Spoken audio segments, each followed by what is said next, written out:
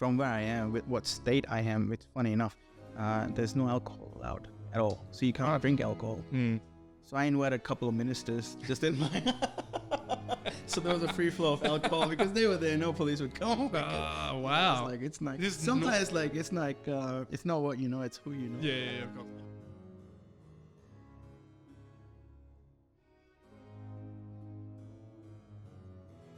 Immortalized, welcome back. We've got Peter Dodeta with us today. Peter, just straight away, I'm going to call it out because I said this in the previous conversation that I had as well. I'm starting to have conversations with people that, one, I haven't had previous conversations with, but two, I always want to begin with really understanding who is Peter beyond the work. Who is Peter to those who are maybe uninformed, or for those who know you personally in your life? Very good question. On the start, yeah. I think who is Peter? To be honest, I think people say that. I think I'm very, very down to earth, for sure, because I've seen the lows, I've seen the highs. So when I'm at high, I'm not, whatever it is. I'm very, very down to earth. I think on the background, I would just like to chillax and have fun. I try to have fun in life as well, because I do believe in, work hard, play harder, sort of the game, because you can't just do, if it's actually very good to do both once you are in that rhythm. So I do that. I do a lot of overseas trips. I do party a lot. I do work a lot at the same time. So I'm actually constantly at that high phase. So for me as a Peter, I think Peter is very, want to do something all the time. Can't sit still. Want to be active. Yeah, I want to be active. Yeah. Well, look, we'll get into it probably in today's conversation. There's a few things that I do know about you. One, the license plate. You, at least if you're in Brisbane, if you see a license plate UFO and you see the Lamborghini, that's Peter roaming around. And I think I have heard it, why would it be a UFO? Because you sort of like to see it flying by. Yeah. But I was asking a couple of other people who know you, just what sort of questions to ask. And I think probably appropriate to ask this one to maybe get to understand you. Yeah. Your wedding last year, 6 structures that were built around it, right? Now, the question that came in was, how much did Peter's wedding actually cost to do these 6 structures? So either take that at face value, or how much effort was there in putting together your wedding, and why is it such an expensive wedding last year? It was, I don't know. I just wanted to do something big, and all my very close friends were coming, and I wanted to do something. Yeah, it was quite expensive. It was a good expensive wedding. The only thing is, I wanted to get a helicopter to throw the flowers from the top, but I couldn't get the permission, because you gotta. Or in India, you gotta have like 2 ambulances and all that. You gotta organize a lot of stuff. Yeah, okay. You couldn't do it in time. But that was another thing I wanted. That was a surprise, but that couldn't happen. That would have been cool. My dad would have been like, "What the hell are you guys doing?" They would have seen a helicopter sort of flying by and being like, I wonder who this is checking out the wedding. No, it's full of flowers. No, it was quite it was an expensive wedding.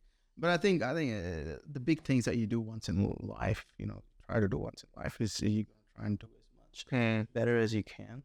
There was a lot of work involved. I had my whole team. I've actually got back end office overseas as well, and all the staff there helping me out, and it was a lot of planning. But it worked out good. It actually came out all right. Yeah. Really good. Yeah. I've seen a couple of reels and videos of it. Look, it looked like it was amazing. Everyone's having get really active and engaged. And as you're saying, if you're explaining to us that Peter is an active person and likes to push hard both in his work and in his life, seemed like there was a little bit of that, right? There was a lot of that. We hired like a whole resort. We shut down the resort for normal public, and from where I am, with what state I am, it's funny enough, there's no alcohol allowed at all. So you can't drink alcohol. So I invited a couple of ministers just in my... So there was a free flow of alcohol because they were there. No police would come. Wow. It's not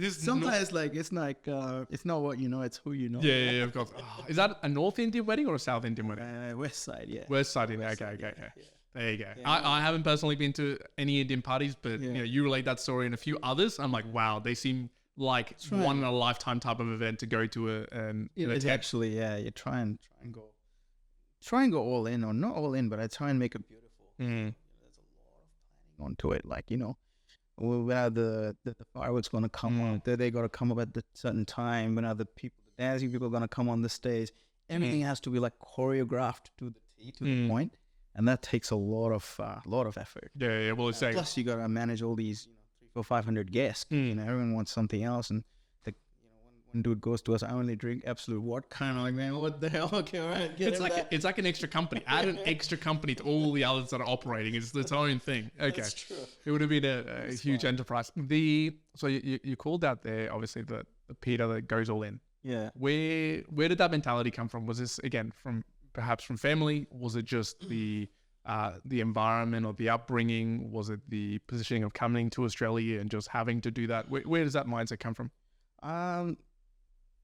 Especially my dad. My dad taught me a lot, but he is not an all-out guy. He just taught me how to, make sure be good in life, good in business, good overall. But coming up, I don't know. I just thought to myself, I'm like, okay, you know what? There's one life, right? Either you just earn money, don't do nothing, or don't earn money and don't do nothing, or earn money and do everything. So it's like whatever you want. Yeah, it's like, yep. So I thought, you know what? I think I really like the third part where you can do both, because literally there's only one life. You gotta enjoy it. You gotta live it, and I like to hit my potential, either be it in personal, or business life. That's where it gives me a good hit.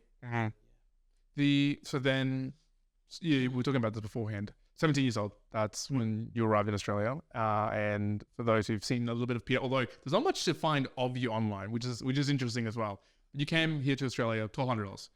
So maybe rewind back a year before then. Where were you just before you arrived to Australia? What were you doing? Why the impetus to move to Australia? What led you to sort of coming in here? And then we'll go from the journey from there. I was not a good student. Like, I wasn't an A grader or anything like that. So I told my dad that, my dad runs like an industry back in India as well. Like, it's a factory. And he's like, oh, you know what? If you fail your 10th grade, you got to come and sit at the industry, and you're going to work there. And I'm like, shit.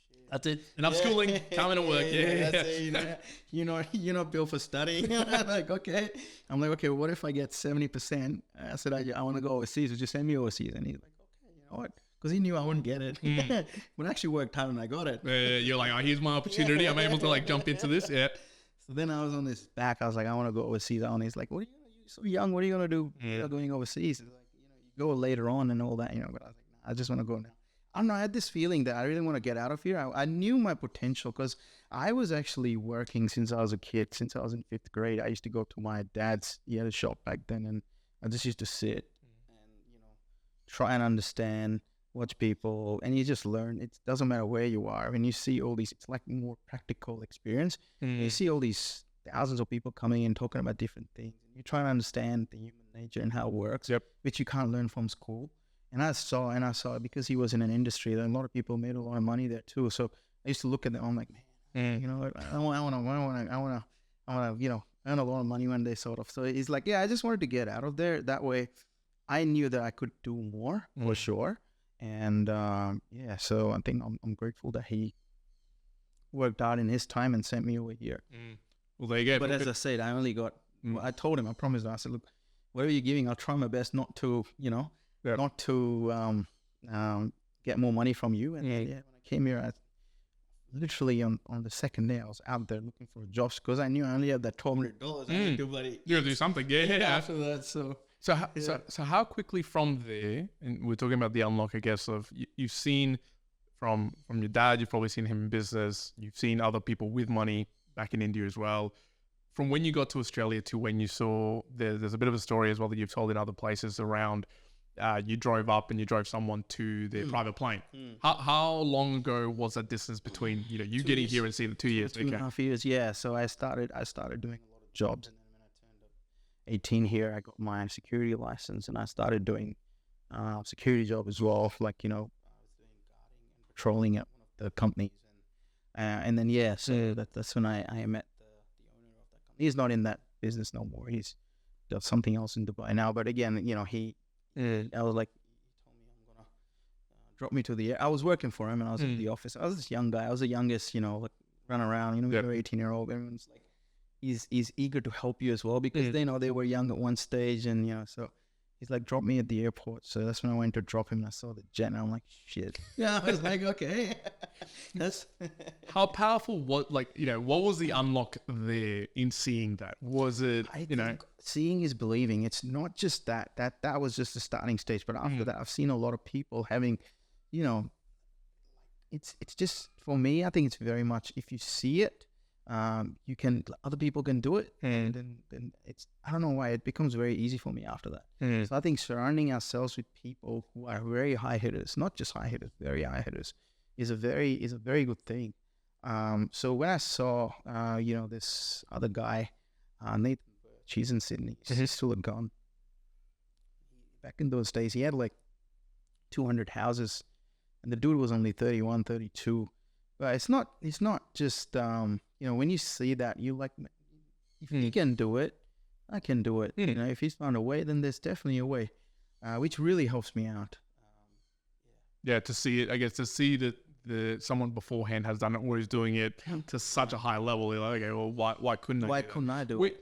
Where did you find it a challenge with the people that you surrounded with yourself at around that time, in that they either held you back or you had to then make the choice of, okay, for me to grow and progress to these ideas that I have, I'm going to have to let go of some people who are just not thinking in that way? Did you have that challenge at all from that point? Everyone faces that challenge. A lot of people do not have, a lot of people are very comfortable where they are. I think society is built in a way to keep you very comfortable, and even to your listeners to this podcast, there will be, if you're listening to this podcast, I think there will be very 5% of the minority in like as in people who listen to podcasts. There are a lot of people who listen to podcasts, so there's like very minority still.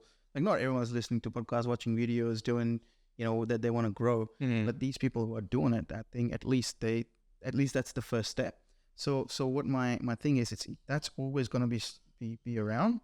But people who take action, at least that's a step to grow. Towards going through it. It's very hard to surround yourself with people who want to punch all the time, but you just got to keep the momentum. You got to do it. I think in today's world, the biggest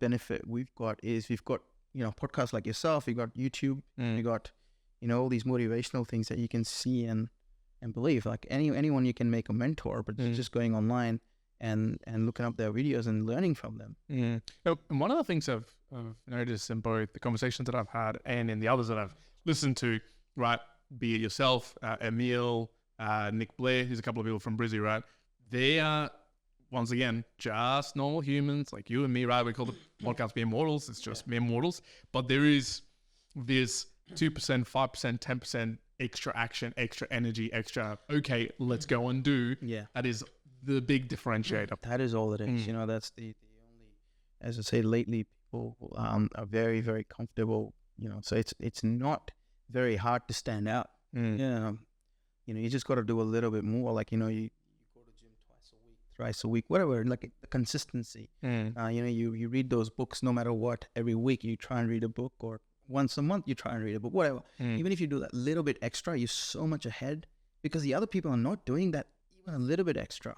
So if you are, as you said, even 5% doing better than other person, you're still 90% or 80% ahead than no one doing nothing. No one doing nothing. No.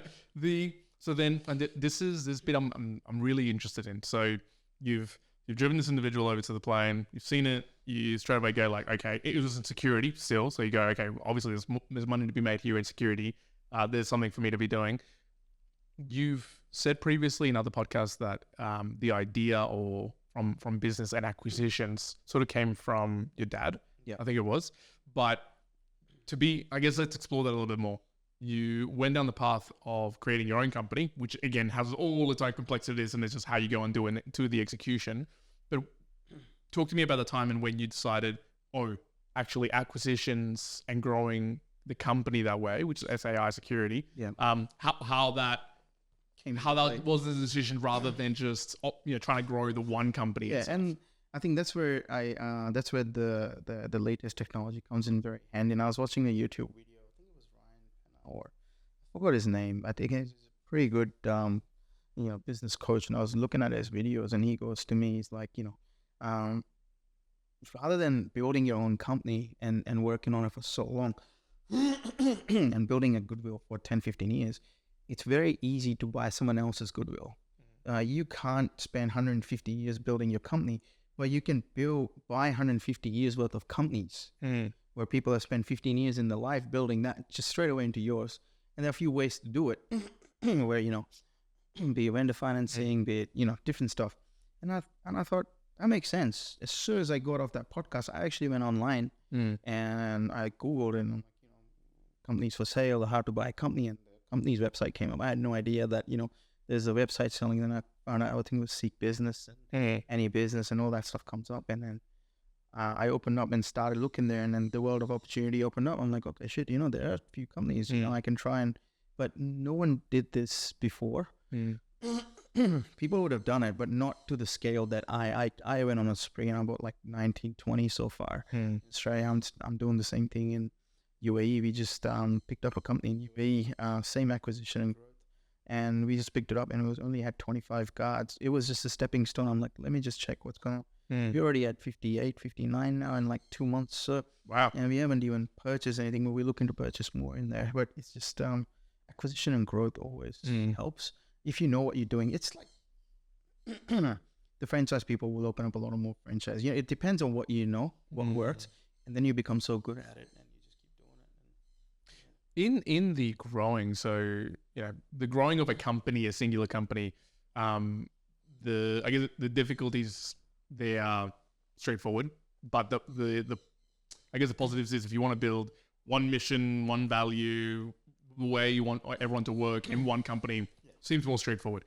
When you've got this multiple acquisitions and you got 19, 20, then you got some in different countries as well, how do you go about making sure that either A, all of them operate and work in the ways that you want them, or B, what people structures that you try and put in place so that they keep operating successfully with it being so varied between all the other companies? Yeah. So a good team, definitely a good part of it. So we try and have as many, your state managers, your local managers, and then the supervisors before the personnel that work on the field. So we always have that structure. That structure works. But at the same time, when it's called that people count the every dollar in the company, I count every single penny. Not even, I get into it. I make sure that there's nothing that we're paying extra for anything, be it from. It's just little things. Like it's so many little things. You make something change that gives you $1,000 a month. That's $12,000 a year. That's gonna go for 5 years. That's 60. And you do 10 changes like this in a month. That's $10,000 a month. That's $120,000 a year. It's just like depends, But we keep constantly working on things to make sure that. So where do you position yourself then in these companies? Because you talked about the detail then, quite detailed. Are you still making yourself go really quite detailed in across the board to make sure that you're really seeing what's going on? Do you foresee yourself wanting to step back and be at a more of a high view? Like where does your natural disposition find yourself going towards? It's very detailed right now. I think my goal is to try and take the company on the market. Until then, I'm definitely gonna we are working on making sure that we've got more people and we are ready for it. It's gonna take time.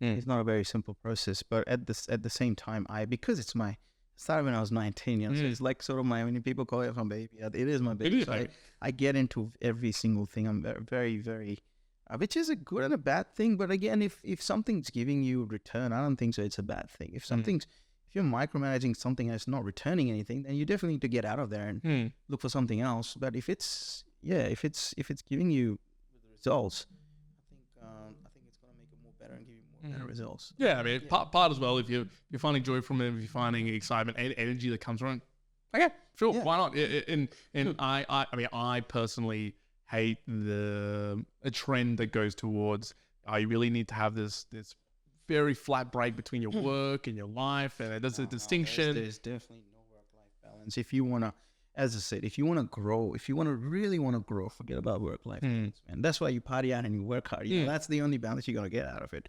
Otherwise, either one thing's going to be imbalanced. Either you're going to work a lot and not do anything, or party a lot and not work. So I think I don't think so. That if you want to grow, if you're thinking of, like really, really growing it, forget about work-life balance. Maybe once you sell your companies and, that stuff, it's a different story. But I do believe in Robert Kiyosaki's, active income, passive income. That's what I do. That's why I do a lot of real estate as well on the site, because active, passive. Because that's why I gotta make sure, physically something happens to me. At least I got a lot of passive, things going on. That's just being wise. But I think the active passive piece. I'm going to jump into this one. I know you've talked about it again before, but maybe let's explore this. You've said previously, if you're going to purchase the fun stuff, if you're talking good stuff, assets, cars, whatever, look toward doing with passive income, right? Rather than the active. Have you seen, and again, we're not naming names or anything like that, have you seen either friends or people in the spaces that you hang around where it's obvious, they're utilizing a lot of active, I guess, capital or assets that they probably, you see it and go, no, this is so different to the view that I'm seeing it. And if you, from yourself, is it from reading and seeing this, or again, where have you learned the idea of using passive income for this? Yeah, no, I've learned, again, I learned a lot of things just by bloody Googling and YouTubing and listening to podcasts like this, I think it's very, instant gratification is very, very, it's a curse. I think a lot of people can't get out of it, where, of course the person's worked hard and he's like, oh, you know what, I made some money and I want to treat myself. And I hate that thing. Like, what the, like, why are you gonna, what do you mean treat yourself? Okay, you got a $500 million, whatever. What do you mean, like, you want to treat yourself? Not right now, right now, maybe put that money into something else, let that make the passive income, and then you treat yourself with think about treating yourself, maybe, because what happens when you do that, you get so much kickback from that. You're like, you know what, stuff it. I don't want a Lamborghini right now. I want to make 10 properties first, or 30 properties first, or get this much first, and then I'll do it. And that's when it really gives you, like, it's, I don't know, it's like when you wait for something for so long, and I think it makes you more happy, because now this thing, you kept to your word, you pushed till the end, you didn't do the instant gratification thing, and now your passive income is paying for all these things. And different story. But I think I hate that, where people just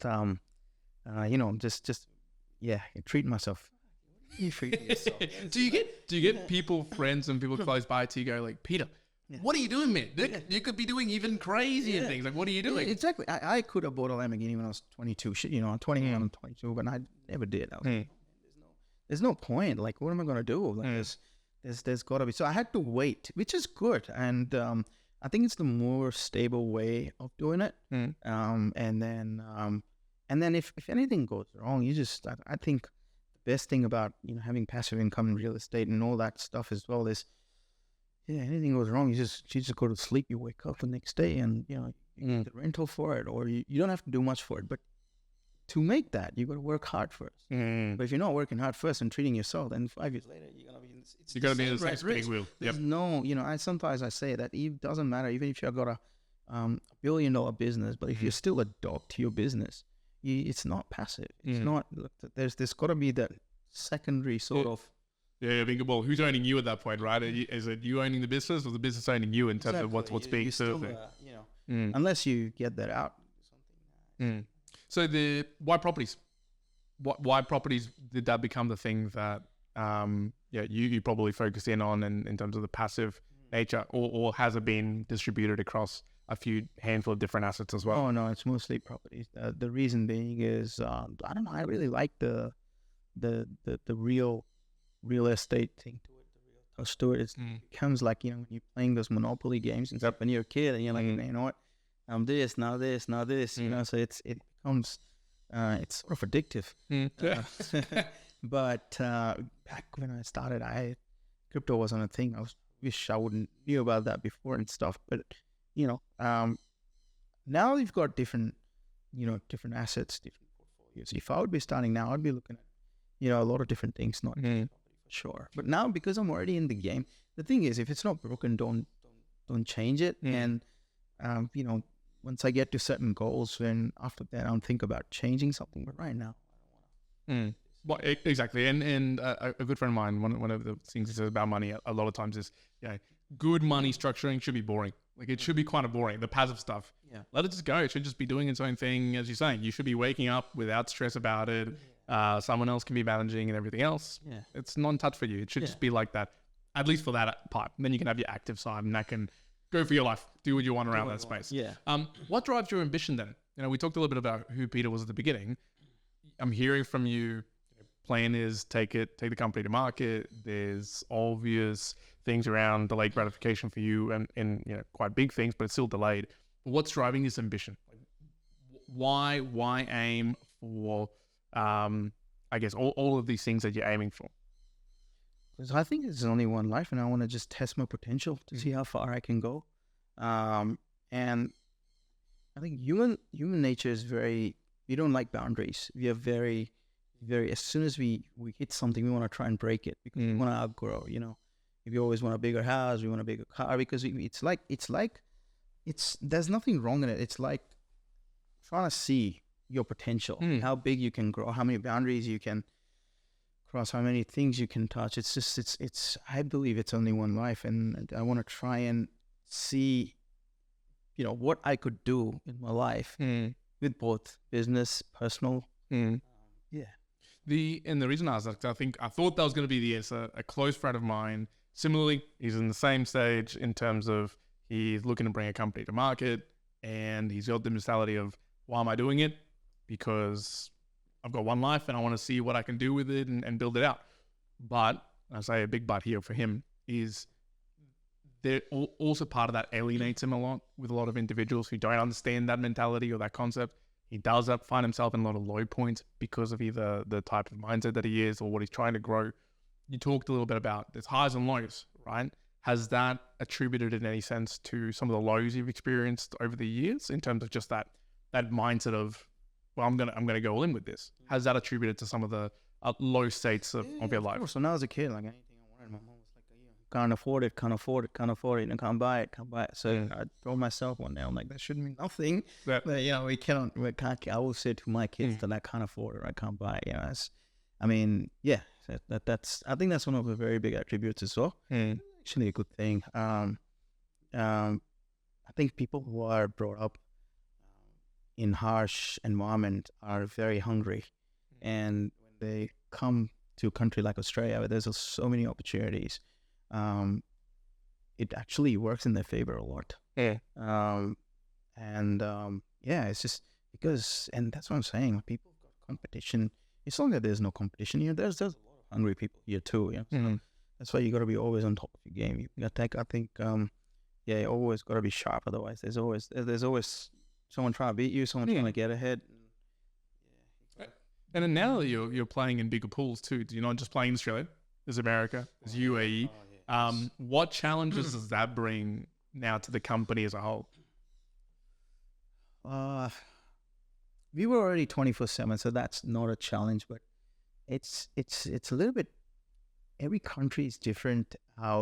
What I've seen is every country is different how they do business. Mentality is different. I had a lot of issues understanding all this stuff. When I'm trying to branch out in new markets, they work different ways. There's different sort of meetings. I was in Dubai and I rocked up there was a big meeting that we had to do, and I rocked up in a suit, and everyone else is wearing shorts, drinking bloody tall glass margaritas and stuff, and I'm like, maybe I'm at the wrong place. I went back to the car and called the guy. Like, yeah, we just here. I'm like, where? I'm like, oh, you with the shorts and the tall glasses. So I took my suit off. I'm like, what? So it's different. So I was in US. They very different in doing business as well. So yeah, like if you go on, do a meeting and stuff, you do not like. There's no talk about work. There's no talk about work until the last 10 minutes. You'd be like, okay, you know what? Yeah. Say You've gotten the social validation. Then you're like, okay, cool. Right. There's a lot of lines. Okay, awesome. Very different. I had to learn all these things, and again, that's a good thing, right? That's what we are built for. Because if I don't go out and do something different, I would not know. The more things you know, the more you can grow. So yeah, very different. What's life without a challenge, right? And I think I've found this as well in my own sense. And like for me personally, and why I asked you what sort of aspirations, mine are very different. They're more family orientated. I've understood that. I kind of understand where others come from, like yourself, with that, and that also brings all the good things and all the challenges that come about with that as well, right? That's just the reality. With the people, the individuals that you surround yourself with nowadays, where do you try and find these individuals aside from the friends that you've grown up with, or the people that you've had for quite a few years? How do you go about finding the communities or the individuals around you to interact, have the conversations that you want to be having? Where are you finding these sort of individuals? So I've got a good group of friends. And what happens is when you are growing, you're focusing so much on growth. Your friends who are with you right now, when you grow to that stage, where you actually won't be able to relate it. Doesn't matter how much you want to go back and be in touch with them, which you always try, but there's just like so many things going on. You just won't be, because it's vibration. You're vibrating on a different level, and you need the same vibration people. Otherwise, either you're gonna come down again, or nothing else. You're gonna come down again. So you have to be. I think as you know, I do win a few awards, so I always try and interact with other people in those awards and make friends. We've actually made very good friends from our award nights here and there, and then when you connect with them, they actually connect you with other people as well. And there's always networks that come out of it. And that is really helpful. Has been really helpful to myself.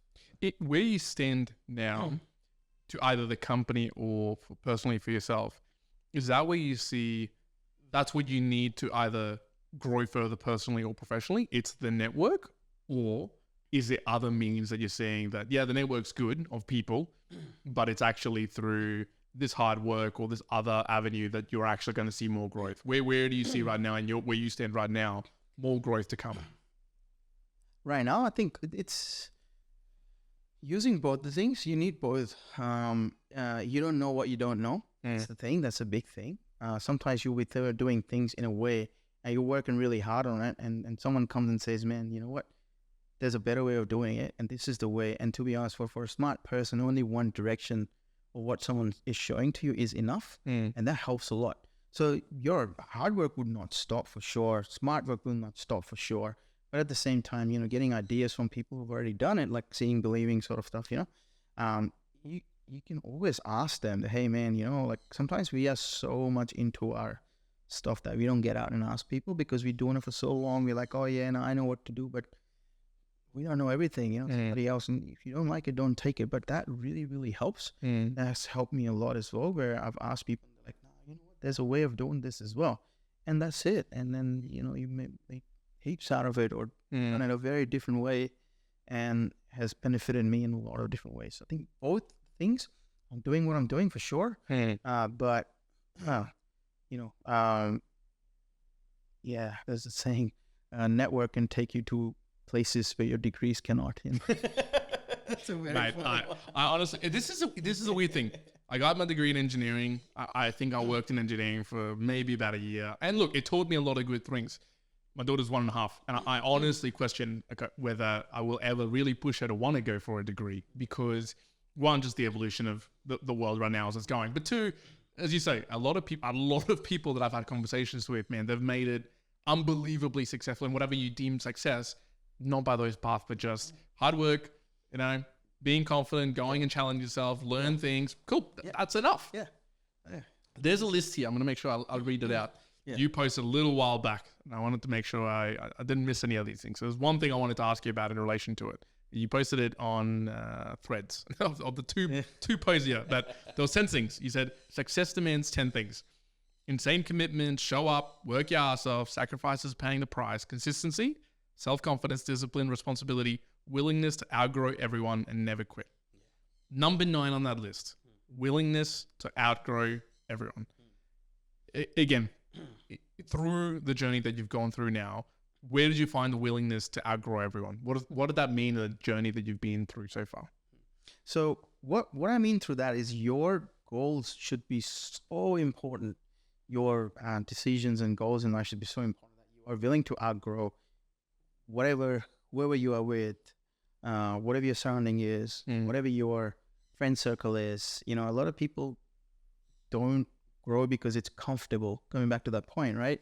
Where they're like, oh no, you know what? My friend's earning this much. I can only, if I'm doing 100,000 or $1 million more than him, it is enough. No, it's not enough. I don't think so. It's enough because if you've got the potential to do $1 million more, do 10 million more, do 100 million more. You know, so that's where I come from for the willingness to outgrow. So you should be so much focused to your goals where you want to grow. Everything else is a noise around it. You know, well, that goals definitely, you know, should have your family and everything involved as well, because you know you're gonna do it for them, with them.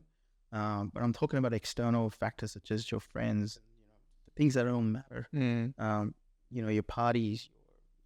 I think for the start of few years when someone's starting out, and that's what what really helped me. So now I'm in my mid-30s, and I can do whatever I want. You know, I couldn't do this when I was in my mid-20s. You know, even I had money. It's not like I didn't have money. I had a good business. It was a growing business, and I was still making good money. But I couldn't do it because I think for the first few years, if you work your butt off, you can do a lot of stuff later on in life, and you know, it's actually better. Well, this is I'm in a separate group, and I think the mentality. Yeah, I follow this group. So it's interesting in some ways, but a lot of the mentality that they do have is of kind of more the immediate gratification of things, of the sort of spending. And I've leaned towards that mentality that you've got of the delayed gratification, because I've never seen as you say, work really hard in your 20s or younger, put it together, because if you can make it really successful, by the time you're mid-30s, man, you can absolutely enjoy it. Like, it's not like you're missing out on so much that you weren't celebrating in your 20s. And if everything's going well, sure, you can still enjoy it and live it up during those moments. Back and do so way more as time goes on. But to the example, I guess, of willingness to outgrow everyone there, do you have a pretty specific example where, you know, you saw that happen as well through the journey? Like, was a particular group of friends or even a moment where you went, nah, like, yeah, I just can't continue hanging around here or going to these things or engaging with these sort of conversations because it's just not serving me anymore? As you sort of mentioned, like, you know, is it just becoming like, yeah, I'm no longer vibrating as much as, like, in the same way you guys are, I need to just move on? Yeah, well, mid-20s again, like, you know, 23, 24, I became a bit like, oh, you know what, I got good business going on, good money coming in, you know, it's enough. And you know, I had good friends circle, and I was like, oh, you know what, but then I think, I don't know, something kicked in. I'm like, no, this is not it. This is nothing. You know, I wanted to touch a goal of some passive income when so I had that goal for when I was 27. I touched it when I was 25. And I was like, but that was not, I was like, nah, that's not it. So it's like, and then I picked up the speed again. So it's just like, I think that's what his life is, you know, like that's constant. If you're not constantly, smartly working on yourself, growing, you know, stagnancy is a killer of everything. I don't think so you can ever be stagnant. It's either up or down. I don't think so there's anything stagnant. You know, when people say, you know, I want to do nothing. There's nothing. You're not doing it. You're either going down or going up. I don't think so See, that's saying still. There's no middle line. I don't think so there's any middle line to life. Middle line is when you're dead. Yeah. You know, like when it comes up on that thing. You've actually flatlined. Yeah. So have you got any kids at all? Yeah. You do. Okay. Yeah. With your newborn, for them, what's the fast forward, they're 18 years old, what would be the key skill set you would want them to either possess or that you would want to pass on to them as, look, this is the key skill set I think you really should know, want to train, want to grow with? Well, I'm going to make them a gun. make him a complete weapon, man. Yeah. Well, That's one of the things that really. But what does underlying being a weapon mean? Like what underlies I that? want to try and make sure that they learn from all my mistakes and all the what I know, how world is, how it works, how it you work smart, work hard at the same time. Focusing on the right priorities at the right time. Definitely all these. I think I'm gonna, as you said, I'm not gonna go towards your for the first few years, but not like a traditional education way. No, whatever makes them happy in a way to definitely business. Can't work for anyone for sure. I know from now they will not. But I will teach them ways that that is gonna be, bring success in both. Just definitely. I mean, when we started, we didn't have many choice, but they have choice. They have the people like us behind them. So sort of teach them in a way that makes them grow for sure. Yeah, and honestly, I'm taking this out right, and I guess this comes from a fortunate position, and that's fine too. I'm honestly eagerly waiting quite a few people that I've either conversed with or that I know of who have young kids as well, to see how they grow, how they actually, parent the kids. Why?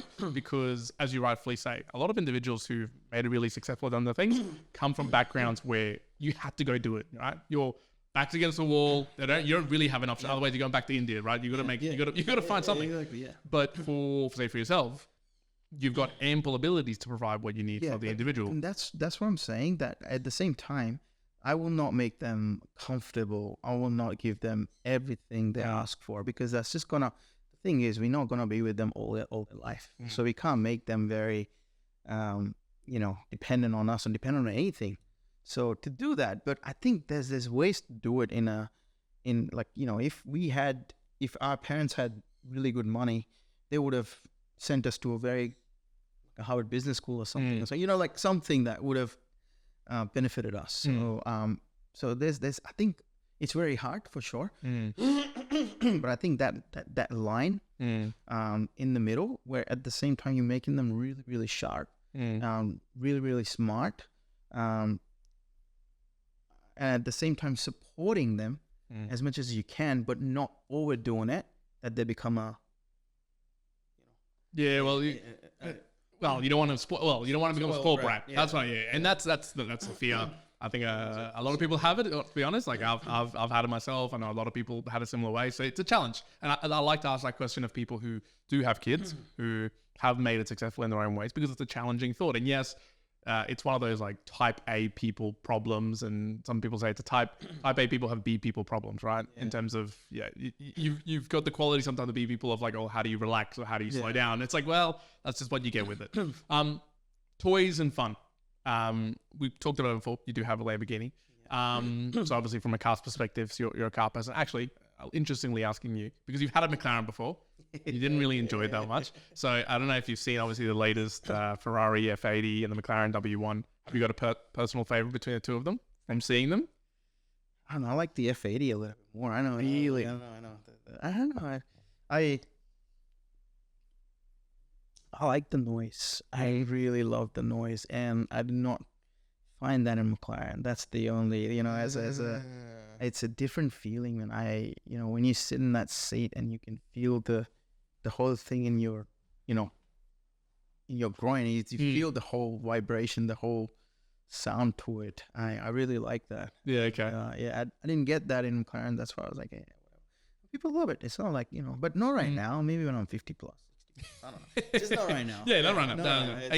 It's personal preference. Like, I have a lot of friends who love it and absolutely love the car. It's a beautiful car that drives so freaking fast as well. I don't know. I just, I feel like if you spend so much money on a car, at least it should sound like, that you spend that much money. I'm not a fan of the quiet way it's going. No. So, but besides cars, what other things have you found now with passive income or through other ways? You go, actually, for me, this is where I find real joy in spending, some of the money. I really love traveling. I love traveling. I've done so many countries. I travel a lot. I was out of the country 15 times last year. This year I've already been like 9, 10 countries. Again, it's just I love it. It's just it gives me um, it gives me different perspective to life. I always learn something. It's just good for the business as well. You know, you're talking to people, you're doing different stuff, you're understanding different mentality. You know, and you know when you understand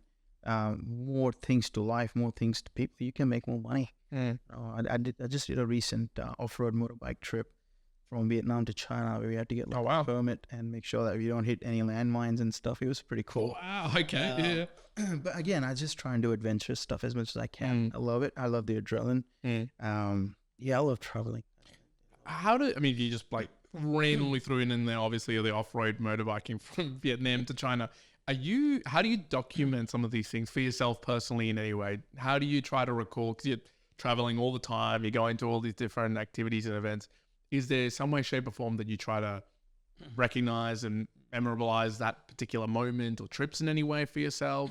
Or is it just one of those things that you're in the moment, you're trying to be as present as possible as you're going through them? So as I told you, I don't post anything real time. I take videos when I can, but I'm mostly in the moment. I'm loving it so much. And then, and if I do something crazy, I will just get, one of those video guys to. I did a machine gun shooting from a helicopter in Vegas.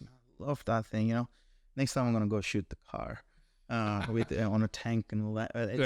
You can record all those things. But again, it's if you are working so hard and watching Netflix on the weekend, I think that's not gonna cut it. You always need something more challenging, because your brain's always in the high, area that it's trying to. So I think when you're out there doing different stuff, always helps. Well, it sounds like you're the way you've been explaining things so far, you've got a very active brain. You want to be doing things. What does a typical day-to-day look like then for Pia? Typical day-to-day, I would wake up early, Monday, Wednesday, Friday. So one of the things I did to sort of put myself disciplined is I used to go to gym, but every now and then, so I just got a personal trainer. Monday, Wednesday, Friday. I hate when people are waiting, so I always rock up. I have to rock up. I hate it, man. I still have to rock up and hate it on the legs day as well. But you just do it. So I just do that. I always meditate Monday to Friday. Saturday, Sunday, I don't, because there's always something on the weekends, and by the time you come back home, it's late. But meditate Monday to Friday, go to the gym, come back home, get ready, get to work, come back from work, and always try and do some activity in the evenings every second day, be it with family, or if I have anything, any of the external, like, play squash or anything. It just depends on the day. But I have things planned out. Still have good sleep. It's still a fairly like disciplined life, right? Yeah. Even to this day, in terms of, so I'm assuming, give or take, that a lot of it would have been changes, but many years ago, you probably would still have a fairly disciplined life that have continued all the way through to this day.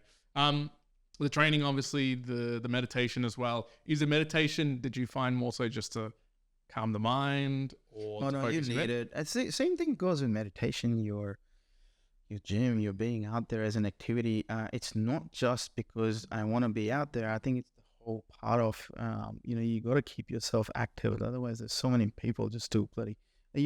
If you just work, it's not going to work. It's just going to be like, you're going to get tired of it. You need that mental stimulation out of work as well. And I think that's very, very important. Because I've been doing it for so long now, and to keep doing it, because that's when people say I'm burnt out. For you not to burn out is to do things like these. And then you'll actually not, you will forget about it. You won't feel it. And then you're still more active. You're still more powerful. Back in the game, you're sharp. Otherwise, if you just keep working, it's going to go down. So it's actually good for the overall. It's actually good for the business. They both work hand in hand. They kind of connect. They energize how they sort of like resync each other. I guess finally, Peter, what's probably one thing that people don't know about you that only maybe close friends of yours or family really know about you? Something we haven't talked about so far. Question about it. See, our friends know everything. I'm very sort of open. I would think. Are you generally quite open, quite transparent with everyone who you really interact with? Yeah. Mostly, When you interact with people who, if you are really transparent with people that you meet, and especially like across the world, when you tell them, hey, I've got this company and we've got about 20 or so companies underneath, do you notice them noticeably change the way that they interact with you from that point onwards? Yeah, but then that is, I wouldn't do that with everyone. Like only with the people I would know and who are in the circle. Yep. I will. Anyone you meet, and you just be a little bit careful until they, and then I just open up.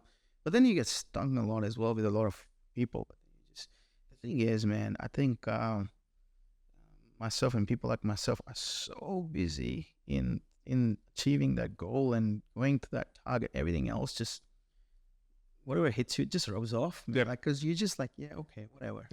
Next, It's a such low priority comparison to what you're doing. Yeah, and it helps, like, because you are just you won't have time. You will not have time to think, oh, he said this to me, or she said this to me, or I didn't do this. You just won't have time. You're so busy making money, which is a good thing, like. And then it's if you just I think it will work. It's actually a good setup in your own mind that if you are like, you're listening to this and you go, oh, sometimes I do think of this ways. It's probably because you're not doing enough, pushing enough, pursuing enough. Because if you are real passionate about that, you won't even care. Like, as you're saying, it'll come through like, okay, whatever. I've got other things I've got to doing. Is it going to make you money, or is it going to make you happy? Then you think about it. If not, just don't even think about it. Just be careful. It's like, so many other things to do. So you've expanded us off to America, expanded into UAE. Are you at this point looking for other countries as well? Is it just whatever other opportunities sort of pop up? What's the looking towards the next 2-5 years for the company or the business at large? What's sort of the goals there for yourself? Saudi is, I want to take the next, because in future I'm trying to list it on Saudi exchange. Right. Okay. Yeah. So not the Australian exchange, actually Saudi exchange. Why Saudi rather than the Aussie side of things? I'm working with a few people suggesting that might be a better option doing that, because then it becomes a national company listing on a and listing on US exchange is very, very hard as well. But that Middle East is like a growing part. A lot of people, are moving there. And it's a growth market. Yep. Australia already had its growth market. It's already had, that's the growth part. So yeah, and then they'll look at the companies. It will be listed as an international company, not as an Australian company, because that's why the Dubai was a very strategic buy. We wanted to understand them. To open up that particular market as well. That's the target. Let's see how we go. So in 2 to 5 years, well, not say 2 years, let's say 5 years potential for the company to be on the open market. They're in Dubai. Listening again to what you've been saying, that doesn't sound to me like it'll still be enough. It'll be like, okay, cool. What's next? What do we go from here? Is that likely to be the case? Yeah, of course. Yeah, because then I'll pick up something else, work on something else. I don't think so. I really, as I said, I wanted to retire when I was 27. I would have retired when I was 27. I had enough passive income to do whatever the hell and still be. But now I think I'm just gonna, not in a hard-working way. I mean, it's easy. Well, some people like to sit at home and watch Netflix. I want to sit at home and work, work smartly and earn money for it. I love that thing. So and that helps. And that's what some of the people. And then again, it's like some people actually enjoy. Like they enjoy the business catch up, and then the expansion and the conversation around it, and then you get the. I have had so many friends who sold their companies, did a big exit. 2 months, 3 months, 2 years, 3 years, maximum 5 years. They all get bored. Yep. They want to do something. They want to come back in. 5 years is the max. I've seen people back in the game in 6 months. Majority of them come back in 2 years. Majority of them, they're back in the game doing something because they've done it. They've hit that mark. They want to do it again. They want to do it something else. Yeah. It's the classic. You want to retire. You want to retire and go play golf and go on a boat, and then you get there and you go on the boat. You go on the boat and you go play golf. And you go, actually, I don't like either of these things. It's like, well, you lived all this life to get to there, and you actually didn't want it. What's making you happy, what you're finding joy in, is in the work, in party, in everything mixed in. Why would you want to just, you can exit, you can, and then what? What are you doing? What's keeping you active? What's keeping you energized? Exactly, As you say, you're starting to flatline at that point, right? And as you say, if you're flatlining, you're doing nothing. You're basically dying. You're dying or declining. You're not just increasing. No, I'm very much aligned with that sort of mentality, right? And I think a lot of people who are listening to this probably listen to yourself, Peter, and go, yeah, okay, I can see that. You'll either, a lot of times, you'll either listen to Peter and go, no, I disagree, I think because of whatever, or the others will go, I totally see it. Yeah. And hopefully that's the thing that gives them the passion to go, Each their okay. own, you know, like everyone wants to live the life their way. So No. Peter, look, appreciate it for taking the time, mate. Thanks for making time to come over. If you ever see some of the stuff of Peter on socials, be ready. It won't be live. It won't be in the moment, which is a good security tip, folks. If you're listening to this from a more social perspective, is there a random other security tip or trick or hint that you would also want to give to individuals that you've learned over the many years? Actually, very heaps of them. I'm just thinking of what's the best one. You definitely don't post anything live. Do it later, or you post anything live where you're surrounded by a lot of friends, where you're sort of safe and you're putting your friends in danger. It just depends if you hate them or love them. Then you might be able. Yeah, then you might be able to. Yeah, nah, it's just a lot of a lot of people put their codes. 90% of them, either their birth date or their address as a code for the gates and stuff. Please don't do that. That's the first thing people are gonna try. And there was a study done. 80% of the gates open up. So let's say your house number is 1010. The gate code is 1010.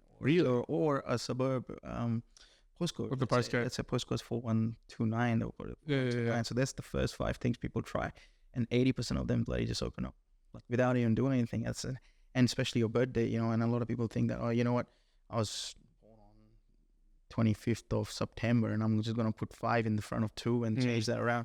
That doesn't work either. It's just a lot of people know that already. So. Too easy with that. Yeah, okay. Like it's already like a known thing. Like, I'm gonna swap it around. I'm gonna do something like that. Yeah. The other thing is like a lot of time people get, every time they open up a website that they wanna sort of it's a new website, you're signing up on something, especially something new.